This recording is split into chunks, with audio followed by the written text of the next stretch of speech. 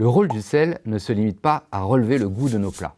Utilisé avec modération, il peut aussi apporter de précieux minéraux et contribuer au bon fonctionnement de notre organisme. Pourtant, bien souvent, on se contente d'un sel de table raffiné, pauvre en nutriments et sans grand intérêt gustatif.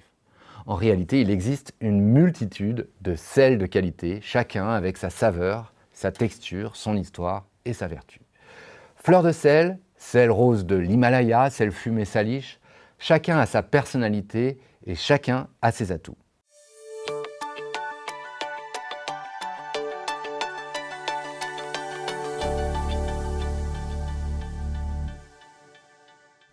On a souvent tendance à faire des généralités sur le sel et ses méfaits. Mais comme toujours, c'est l'excès qui pose problème.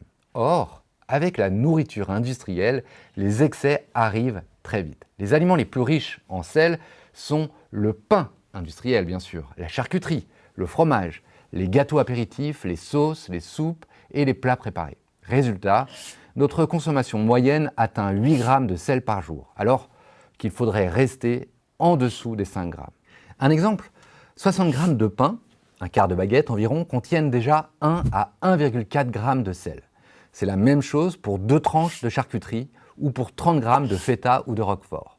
Or, l'excès de sel contribue aux maladies cardiovasculaires. De nombreuses études l'ont démontré. Mais ce n'est pas tout. La surconsommation de sel impacte aussi la santé des reins. Voilà de quoi nous inviter à surveiller notre consommation. Mais attention, à dose raisonnable, on oublie trop souvent les bienfaits du sel. Il est indispensable au bon fonctionnement de l'organisme. Il contient par exemple du chlorure de sodium et dans sa forme non raffinée, de précieux minéraux.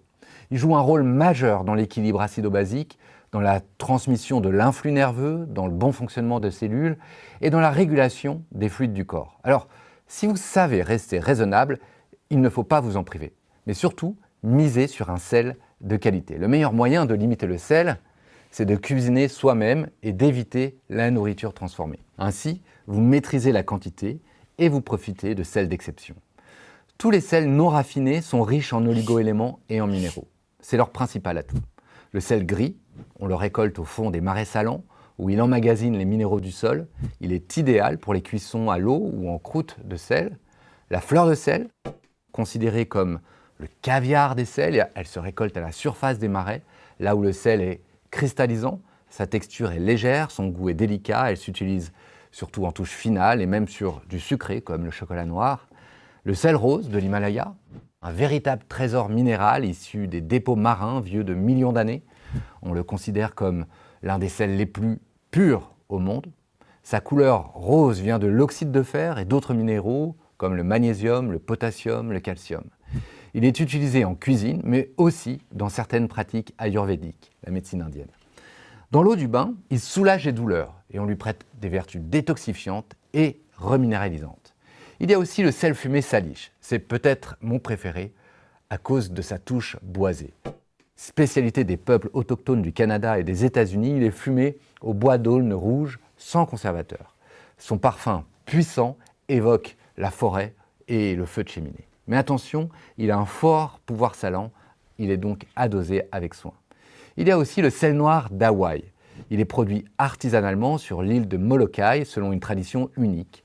On enrichit le sel en minéraux avec des roches de lave noire. Résultat, c'est un sel atypique, iodé, légèrement fumé et d'un noir profond qui sublime les plats. Alors vous voyez, le monde du sel est beaucoup plus vaste qu'il n'y paraît. Que vous préfériez la délicatesse de la fleur de sel, la pureté du sel rose de l'Himalaya, la rusticité du gros sel marin ou la richesse aromatique du sel fumé Salish, chaque sel a le pouvoir de vous faire voyager dans vos assiettes et dans le temps. Personnellement, je n'y résiste pas, avec évidemment la modération qu'impose un tel trésor. Et voilà, c'est tout pour aujourd'hui. Si cette vidéo vous a appris quelque chose, n'hésitez pas à lui mettre un petit pouce, abonnez-vous et dites-moi en commentaire ce que vous en pensez.